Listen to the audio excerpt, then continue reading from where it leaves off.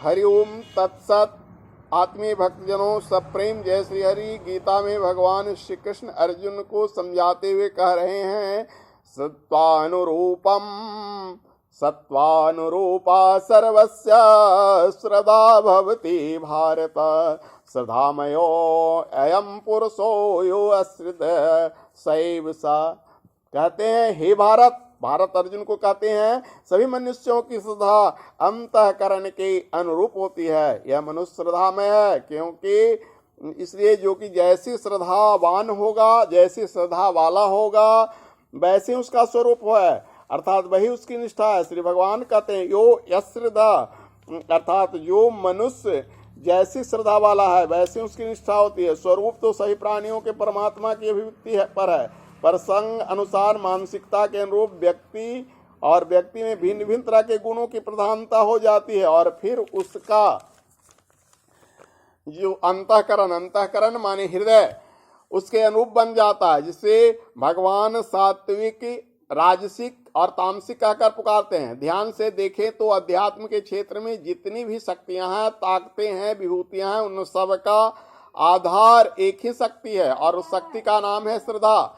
लोग मंत्र एक जैसी जपते हैं, उनके साधना के तरीके एक जैसी होते हैं, गुरु भी उनके एक ही होते हैं, परंतु तब भी उनके प्रयास से परिणाम भिन्न भिन्न अलग अलग होता है। यह कारण क्या है? अंतर श्रद्धा के आधार पर बनता है।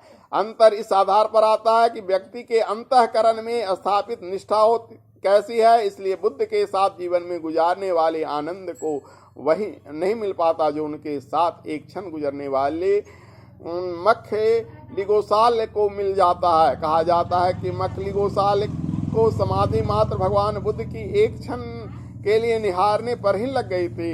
ऐसा जब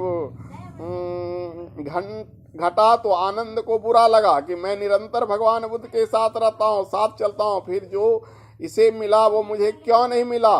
तो उसे अपनी जिज्ञासा के अनुसार बुद्ध के सम्मुख रखी। प्रत्युत्तर में भगवान बुद्ध बोले, आनंद, स्मरण करो कि जब पहले दिन तुम मेरे पास आए थे तो तुमने क्या मांगा था। तुमने मुझसे 3 कामनाएं पूरी करने को कहा था, और वो हमेशा मैंने पूरी की। भगवान बुद्ध ने आनंद को याद दिलाया कि आनंद ने उनसे पहली इच्छा यह व्यक्त की कि जिस कक्ष में भगवान सोएंगे वहीं आनंद सोएगा। भगवान बुद्ध बोले, और आनंद, तुम्हें मैंने हमेशा साथ सुलाया। दूसरा, तुमने मांगा कि जो प्रश्न तुम पूछोगे उसका उत्तर मैं दूंगा, तो वो भी मैंने हमेशा दिया। तीसरा, तुमने मांगा कि जिसको भी तुम मुझसे मिलाना चाहोगे मैं उससे मिलूंगा, वो भी मैं हमेशा किया।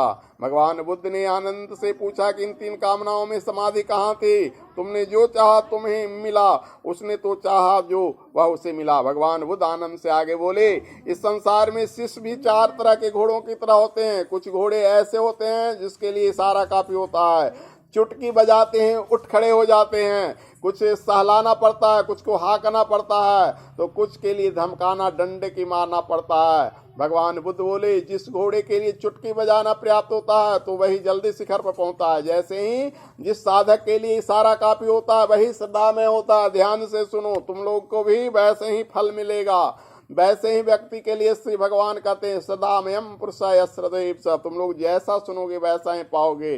कुछ टहल रहे हैं, कुछ बोल रहे हैं, कुछ गप कर रहे हैं, कुछ सुन रहे हैं, तो उसी ढंग से फल मिलेगा जैसा भगवान कह रहे हैं। यह स्पष्ट है कि मनुष्य श्रद्धा प्रधान होता है। जैसे जिसकी श्रद्धा होता है वैसे उसकी रूप होता है। उसके जो प्रवृत्ति होगा वही श्रद्धा को लेकर श्रद्धा के अनुसार ही होगा। जो भी मनुष्य आत्म कल्याण के मार्ग पर पथिक होगा उसकी श्रद्धा सात्विक होगी।